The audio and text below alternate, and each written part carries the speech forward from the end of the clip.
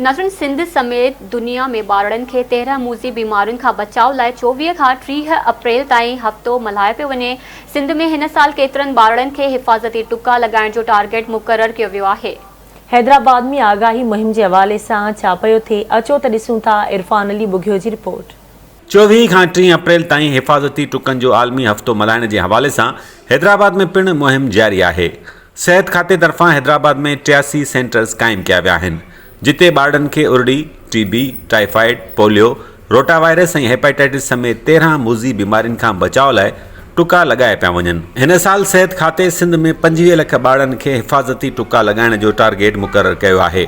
उन हवाले सां DHO हैदराबाद लाला जाफ़र आवाज़ न्यूज़ सां ॻाल्हाईंदे चयो आहे त सिहत खाते तरफ़ां वैक्सीन लॻाइण लाइ बहितर खां बहितर सहूलियतूं फ़राहम कयूं वयूं आहिनि। वालिदैन ते फ़र्ज़ु आहे त उहे पंहिंजनि ॿारनि खे हिफ़ाज़ती टुका ज़रूरु लॻाइनि त जीअं संदनि ॿार ख़तरनाक बीमारियुनि खां महफ़ूज़ रही सघनि।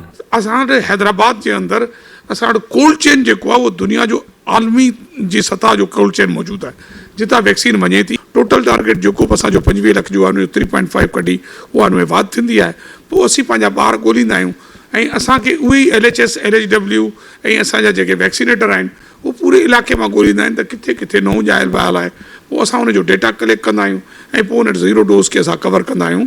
अवां सां मूं ॻाल्हायो पियो त मां ॿुधायोमांव त उन 0 डोज़ लाइ बि असां हिकिड़ी नई इनोवेशन आंदी, टॉप अप आंदो। IRD खे चई त जेके माइट खणी था अचनि पहिरियों ॿार पंहिंजो वज़न हणाइनि था, इंजेक्शन हणाइनि था, त उन्हनि खे असीं मोबाइल में कुझु पैसा बि ॾियूं था ताकी उन्हनि जो रक्शे जो किरायो बची वञे।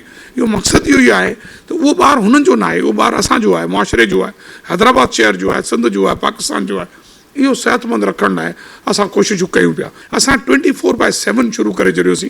उन्हनि अस्पतालनि में जिते ॿार ॼमनि था उते असां इंसेंटिवाइज़ कयो, स्टाफनि खे इंसेंटिवाइज़ कयो त भाई शाम जो बि ॿार ॼमे त बि हुनखे TB जो टिको, पहिरियों टिको हणो, PCG हणो, राति जो ॼमे, सुबुह जो ॼमे, ताकी उहो ॿार उतां स्केप न करे।